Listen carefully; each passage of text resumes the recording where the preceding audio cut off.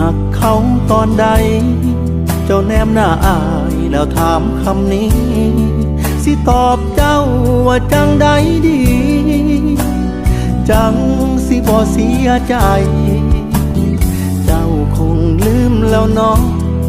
ตอนเจ้าลอยอายไปมีผู้ใหม่ถ้าบ่ได้สาวคนนั้นซอยไว้คงบ่เห็นอายยืนหายใจตรงนี้ในชีวิตบ่คิดสิหาคนอื่นเจ็บก็ฝืนรอเจ้าคืนดีแต่มันสิตายอีหลีในมือที่บ่มีเจ้าอายก็เลยหักเขาตอนเจ้าบ่หักคนเสียหลาดีละตัวบ่ตายค่าวงเล่าโซทิ่มหัวใจที่เธอบ่เอา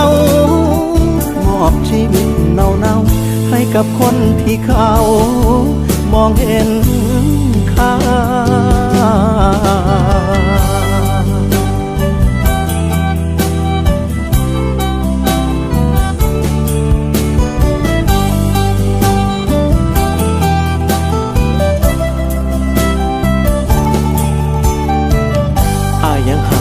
ยังหักสุดหัวใจก็ดีใจ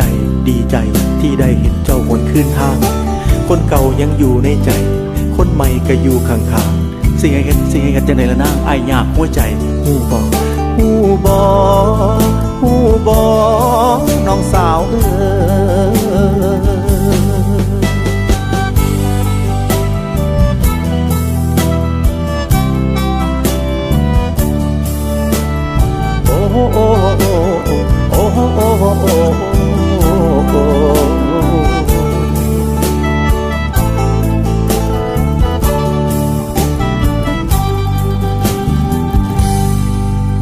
ก็คิดว่าอยู่กับเขา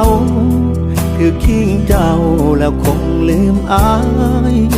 คุกเขารับความเสียใจบ่ทวงบ่แค้นบ่ว่ามื้อนี้ละเขาไปใส่จังมาอายกับหอยน้ำตาก็ยังหักเจ้าคือเก่านั้นล่ะแต่ยอมรับว่ามันคงยากแล้วตอนนี้ในชีวิตบ่คิดสิหาคนอื่น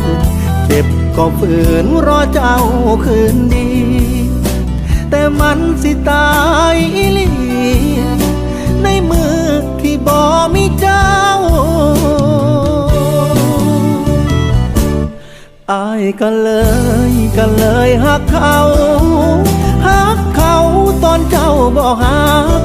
คนเสียหลาดีละตัวบ่ตายค่าวงเล่า